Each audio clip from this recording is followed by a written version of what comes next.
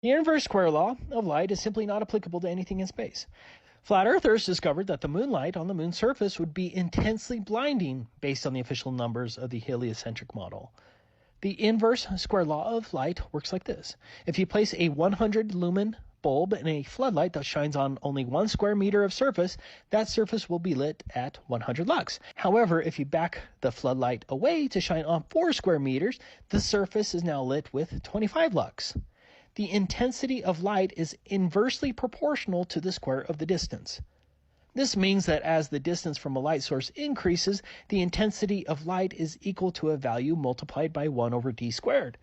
The full moon, which is supposed to be reflecting sunlight, has an illuminance up to 1 lux on the Earth's surface.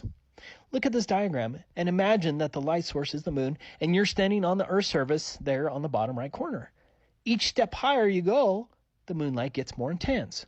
So, based on the official distance to the moon and a 1 lux strength of moonlight on the Earth's surface, the Apollo astronauts would have experienced many thousands of times more illuminance on the moon's surface than direct sunlight on Earth. Every photo of the moon's surface would have been impossible and washed out.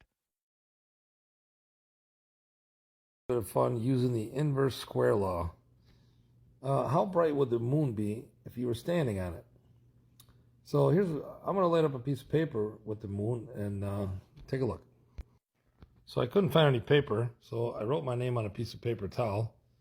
And as you can see, with the moonlight, I can read my name perfectly fine. Now let's compare it to a regular light.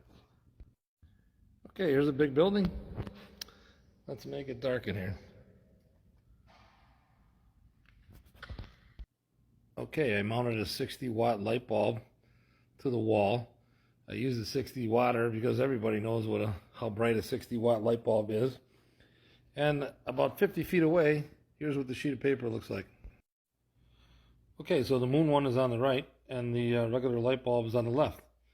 So you can see they're pretty similar. Now, don't get your panties in a bunch. I know you should be using a light meter and all that stuff. Wait till the end. It's not going to matter. Okay, so the moon is 1,256,640,000 feet from the Earth. Now, a 60-watt light bulb at 50 feet is roughly the same brightness as a full moon. You can read the paper about the same.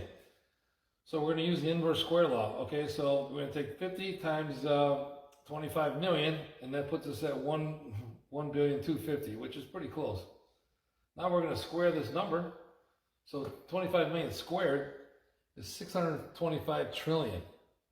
So now we got to take 625 trillion and times it by 60 watts, and we get 3.7 gajillion, bazillion, zillion plus 16. This number is so big that I think my calculator exploded. So you can see there's a huge problem here, right? So let's just call it 1 to 1, okay? Let's just go 1 to 1 ratio. Instead of like 1 to 5 bazillion, gajillion, bazillion, bazillion, jillion, we're just going to go 1 to 1. And let's see what it looks like. Okay, here's our little moon landing guy. Okay, let's land him on the moon at 1 to 1, 60 watts. Does that look normal to you?